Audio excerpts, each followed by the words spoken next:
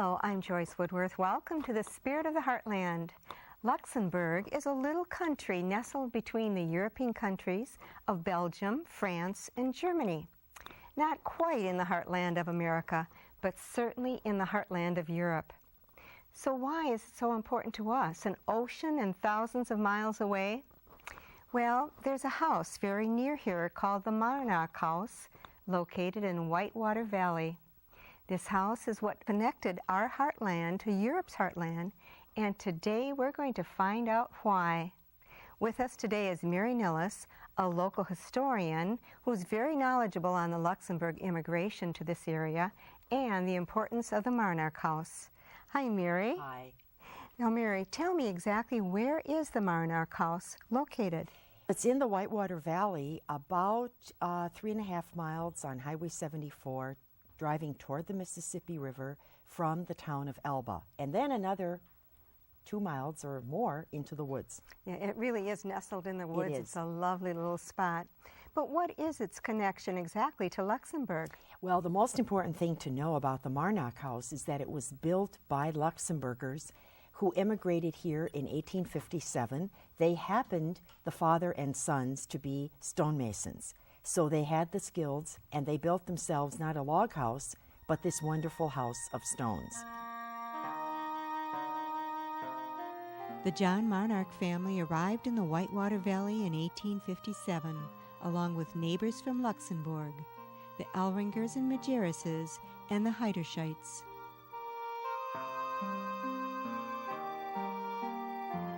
John, along with his son Nicholas, spent the next 2 years building a house similar to the houses they had built many times before in Rambruch, Luxembourg. Unlike the other settlers to this area who built log cabins, the Marnachs built their home of stone. The walls are 2 feet thick, with stones piled upon each other, artfully rendered by the expert stonemasons, John and his son Nicholas Marnach. This unique structure is called the Quarrying House style, typical of the farmhouses built in Luxembourg in the early 1800s. And not only is it unique in Minnesota and the Midwest, but according to Willie Perlstein, a movie producer from Luxembourg, the Marnach House is unusual to Luxembourg as well. The Marnach House is a beautiful house. It's not something that you can find today in Luxembourg, in fact, because not many houses as old do exist today in Luxembourg. But the style, the walls are still the same that you can find today in Luxembourg. And also they gave us a piece of the architecture of Luxembourg that is one of a kind. There is no other house like this in Winona County, and in fact in the state of Minnesota. So it's a treasure left behind by these, what we would call early first wave Luxembourger immigrants to Winona County. Now let's talk also a bit about the Luxembourg immigration to this area. Tell me about how many people came over, why they left Luxembourg, and how many people remain. There were forces, mostly economic, that pushed the Luxembourgers out of Luxembourg in the mid-1800s. There were many pulls, factors pulling them here, also economic. But in addition to that, there was the lure of the great Midwest. The land here was wonderful, fertile, cheap. They could read about it in promotional documents. The railroads, even churches would advertise. And we know that in the German-speaking area around Milwaukee, there was a lot of propaganda produced, most of it true, talking about how you could go over to Minnesota. Of course, the Native Americans by 1855 were removed, for the most part gone. Their land was open now. It was legal to register land, 1855 here in Winona. So by that time, floodgates could open and you could legally reside here. And that word got back to Luxembourg and the floodgates opened. The Luxembourgish immigration means, in fact, more or less a third of the population of Luxembourg which left to America, which means that today with mixed marriage with people of other origins, you may believe that there are more people from Luxembourgish origin in the Midwest than in Luxembourg itself. So for I would say for the main tree of Luxembourg, it's important to see if they completely disappear, or do we have a hope that someday the cousins will be reunited. It is estimated that in Luxembourg, in a population of about 200,000 people, let's say 1855, 1860, about 72 to as high as 86,000 by some reckonings, 86,000 people left. That's a huge percentage of the country emptying out, for the most part to come to the United States, and many of those headed for the Midwest. The Luxemburgers of Winona County arrived in the U.S. from the Grand Duchy in 4 main waves from the 1830s to the 1940s. Most settled in the small communities of Elba and Rolling Stone. Once here, they stayed and remained tightly knit for a remarkably long time. Today, in fact, Winona County has one of the largest populations of Luxemburgers in the United States. They were bound by a common religion, culture, and language until the 1940s. Today, they continue to support their heritage through the Rolling Stone Heritage Museum, the maintenance of the Marnach House, and most important, the education of the next generation. Welcome to the Marnach House. Come on in.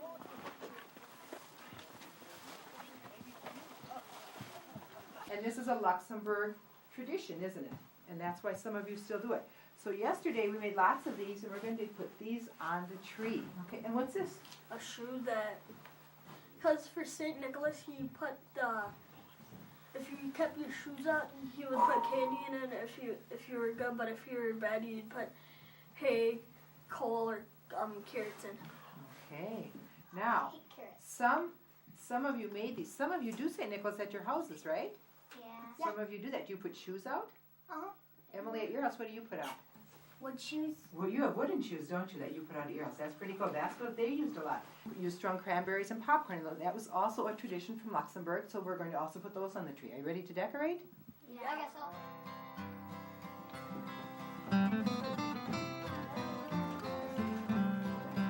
Whoa, this one's long.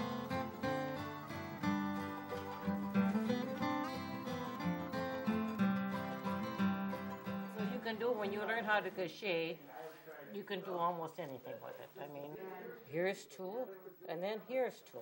Now that is a double crochet.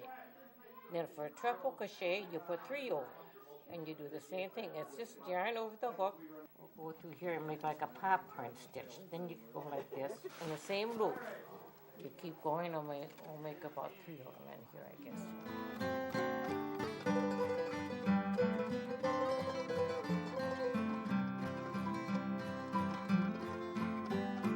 At Rolling Stone, of course, we have a Luxembourg heritage. The Rolling Stone was settled by Luxembourgers. And in our curriculum for social studies, we do a community history. And so they've learned a lot about the Luxembourg background in Rolling Stone. And the house is an opportunity for them to come and see the kind of houses the Luxembourgers lived in. It was built by Luxembourgers. It's one of the few that are left around in the country. It's a very unique opportunity for them. It also is kind of like a time warp, to kind of get them back in time with no heat in the house and what they really were like, what they really had to live in, the conditions that they lived in. Yesterday we had a day of activities for the whole school. In the afternoon we had different stations and things, and they learned about some Luxembourg heritage and the country of Luxembourg. We did a little preview on that, and a lot of them already had it in the past because we do it on a yearly basis. Unfortunately, we can only bring a few students at a time out here, so not everyone at school's had a chance to get out here yet. But we did talk about the house. We talked about the country of Luxembourg, so they had a history there.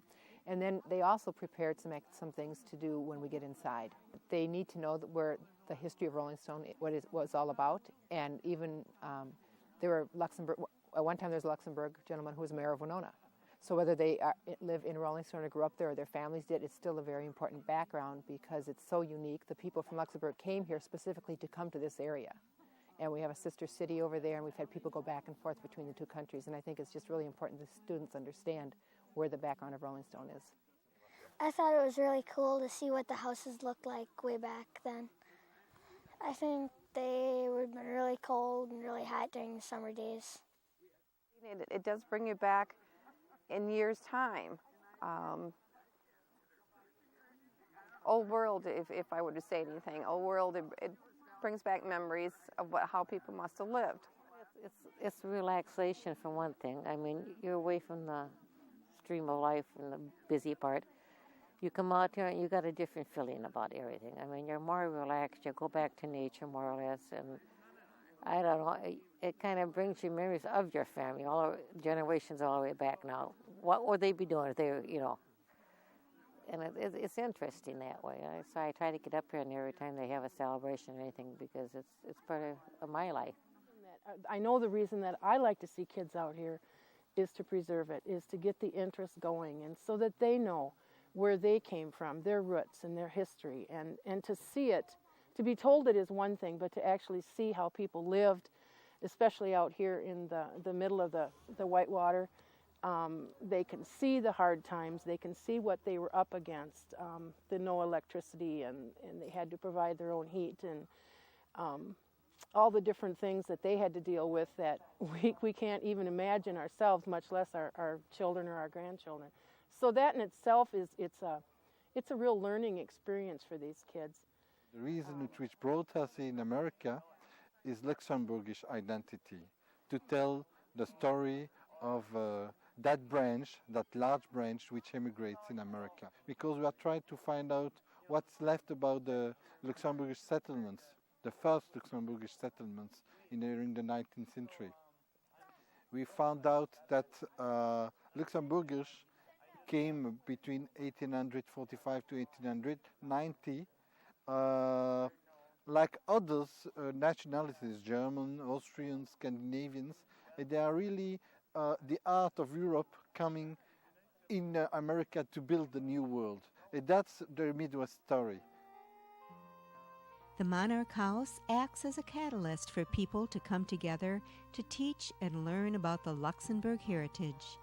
It has become a symbol of Luxembourg history. The maintenance of it is therefore important to see that future generations from both our nation and the country of Luxembourg can benefit from its preservation. The house, built in 1857, housed the Marnach family, or descendants of, until the 1950s. After that, it sat in disrepair until the 1980s.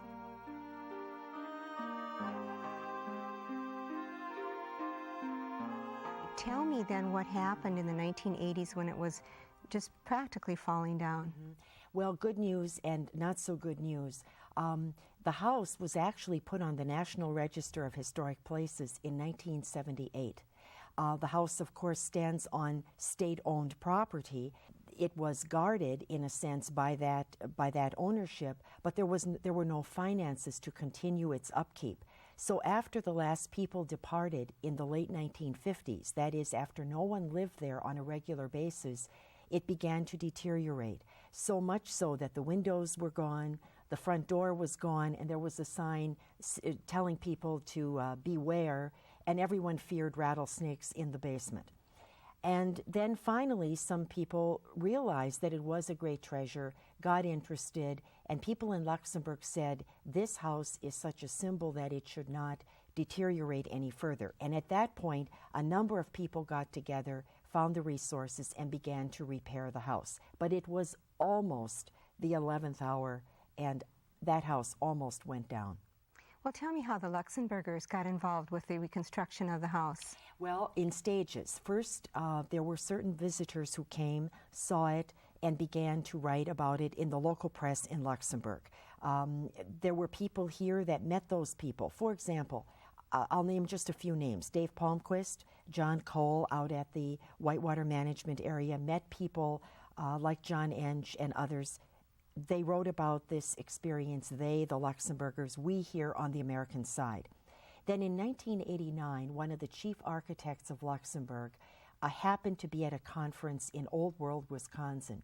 I was there presenting a paper, and I showed slides of the deteriorating Marnach house. And suddenly, this gentleman, whom I had never met, said, "Oh, but we must save this house."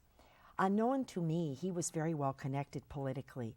And so we owe this man, George Calteau, a lot of gratitude. He then was able to influence others who said, no, we must save it. The Grand Duke present Grand Duke Henry of Luxembourg came when his father Jean was still on the throne. Then Prince Henry came, also was impressed with it, got stuck in the mud driving out on this dirt road, and became convinced it was a wonderful thing. And at that point, people in Luxembourg who were craftspeople, carpenters and others, led by several who owned construction companies, they came and under the direction of George Caltot, Guy Thomas and others, actually began to rebuild this house during the summer of 1990, 91, and 92, bringing with them a crew who volunteered to do this. A remarkable story of how people from another country or the homeland 125 years later will come back and take care of a house that their own people built in 1857-58. They also had a very interesting fundraising campaign in Luxembourg to raise money for the reconstruction of this house. Tell me about that. It was quite moving. They gathered money from people that were in the construction business first. People donated services. For example, Cargo Lux, which is a major shipping company, flew some of the new doors free. Some people made the doors. They made the window frames. So that kind of thing was donated. In addition to that, children got involved. And it was something like, I guess an analog for us would be the kids that gave pennies so that we could build a foundation for the Statue of Liberty in the 1880s. So kids donated little bits of money, help save the Marnach house, a brick at a time, donate a brick, that kind of thing. Here we had a new connection among the cousins, between the two countries, rather. Rebuilding the Marnach House was an act of love between Luxembourg and Winona County. People came from all over to work together. While the specialist house builders from Luxembourg worked, their American cousins provided manual labor and brought out food for their lunches. My dad and I would bring food out every noon for them to eat, and kind of like a little picnic or whatever, and it was fun talking to them. They would tell you stories, and sometimes it was very hard to understand them, but they were very dedicated. They gave up their time, their vacation time, back in their homeland to come here to redo the house, which I thought was very nice. History is very important to everybody. And once you let something that is distant, the house itself is the story. And if you let that go, you're losing part of your past, part of your family, more or less. And when they came and said they wanted to restore it, and I said, sure, I'll help. And I've learned a lot of history of the valley because I'm not from the area, but I live here now, and it was really interesting to hear how people did this and to watch them restore the house was real. And I came out and watched every day a little bit and filmed it, and one of these days I'm going to sit down and look at all my film again. But listening to the people when they came as to how they were going to do things, and then they had a historian who went back in the archives and found how the house should have been looking like. And listening to the people in the valley, they were all enthused about the house being done and everything. And the people that come out to see the house, on open house, they'll walk that mile, a little over a mile, to come out. And we used to have sleigh rides coming out, and people are really, really interested in the past. I'm director of the Rolling Stone Luxembourg Heritage Museum, and we have been involved with things Luxembourg and definitely with this house since the beginning. In fact, my daughter and my son and my husband came, and we varnished all the woodwork on the outside of this house because the people from Luxembourg who came and worked here for 3 years left the varnish stain. And we came out here and cleaned, and we've been involved with the house since the beginning. I feel that it's a beautiful structure, that it should be, we hope, maintained through the years. And also because we want the younger generation involved so that they do continue the interest and the preservation of it. Tell me about the current descendants of the immigrants from Luxembourg. How many are still established in Rolling Stone and the Elba area? If we count correctly, we have at least 300 to 350 families. Mary, now I know you're going to have a big celebration because the house is going to be 150 years old in 2007. Yes. Tell me what's going to take place. In 2007, two great events will happen. First of all, on the 21st of July of 2007, we're going to observe the 150th birthday of the house with visiting dignitaries, all people invited from all over the county. Lots of food and craft, and school kids will have prepared wonderful programs, music, dancing, etc.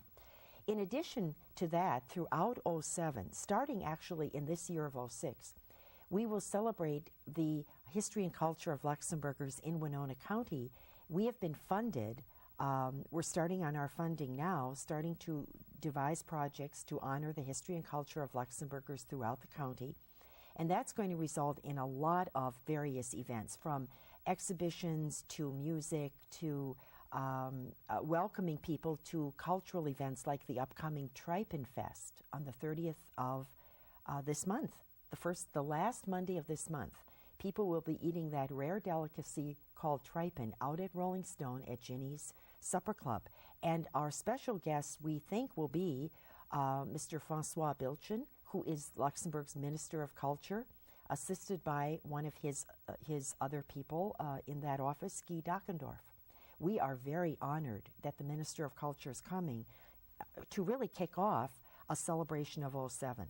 And that's when Luxembourg, again, is culture capital of Europe. So just as Luxembourg for that year will take the lead in Europe to be culture capital, Rolling Stone Elba, our Winona County, will take the lead here, and we will reach out to all other immigrant ethnic groups, Native Americans and all others, and celebrate together in 2007. Now tell the public exactly when and how they can actually view the house. You can hike up to the house at any time. You're welcome to come and take photos. The next official open house will probably not occur until the springtime, and that would be as soon as the weather gets warmer, and it will be advertised in the local papers. All right.